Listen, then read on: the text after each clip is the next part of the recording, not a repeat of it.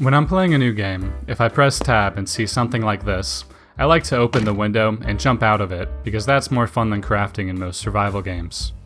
I made a crafting system in my game Starboard that's based on actually interacting with the world instead of clicking around in boring menus. Because no one likes crafting interfaces. They're not supposed to be fun, they're simply a means to an end. If Minecraft could become the #1 best-selling game with this crafting table, maybe Starboard could become the #0 best-selling game with this one. When you first spawn in, you start with nothing. I had to figure out how you would even start crafting without any interface for it. But after some intense study of human history, I discovered the long-lost knowledge of smashing rocks and sticks together. So that's exactly what I did. Instead of UI elements, Starboard's crafting system is built on the physics engine. When two items collide, they can combine into something new. A rock and a log make a club. Two logs make a board.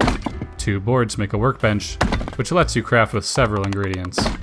A workbench will look at all the items nearby and act as a sort of matchmaker to see if any recipe can be produced from the available ingredients. If a match is found, you can craft it. At first I was happy with this approach, but it still had a problem that most survival games suffer from. How do you know what you can craft? Most games will just give players a giant list of items from the crafting menu, which kind of sucks. I want players to be able to naturally discover what they can make. So I added a prompt where you can ask ChatGPT. Just kidding, I added a book. When a recipe can be crafted, the ingredients for it sparkle, and its silhouette shows up in this book.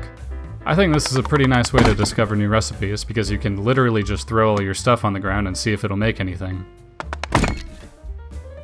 Anyways boys, I added furnaces to the game because I'm a total Gemini. We reject the user interface again here. Instead we can smelt iron ore just by throwing in fuel, then throwing in the iron ore. Then after a minute, an iron ingot will just pop out. Just for fun, I made a smelting recipe which inputs one rock and outputs one rock. So now we can make furnace-based transportation, which is pretty cool and completely useless. I also added temperature to metal items so that they actually look hot when they're fresh out of the oven. To make it a little easier to manage physics entities, I added the ability to drag things around. This makes it a lot more pleasant to manage items next to crafting stations. Just for fun, I used this mechanic to recreate classic games like Jenga and bottle flipping.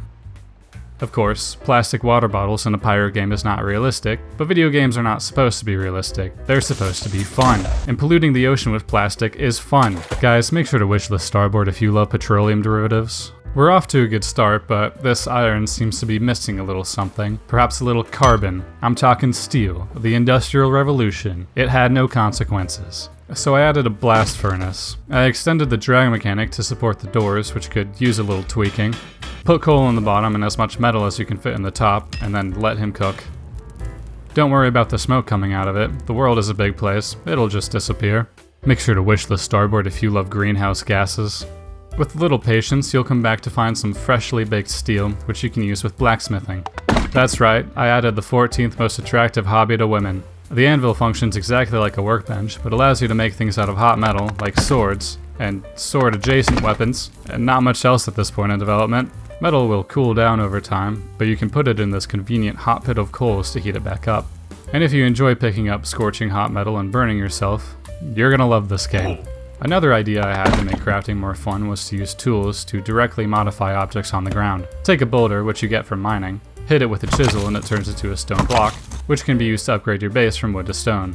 I'll have another video on base building in the future. Since I already added a chisel to the game, I of course had to add marble sculptures. One thing the industry doesn't want you to know is that you can make sculptures of whatever you want. Based on the feedback from last video, I changed the tree colors to be a little less blue. I also made the leaves glow a little when they're in front of the sun. I did this by implementing subsurface scattering, which is the same effect that makes your fingers glow when they're in front of a bright light.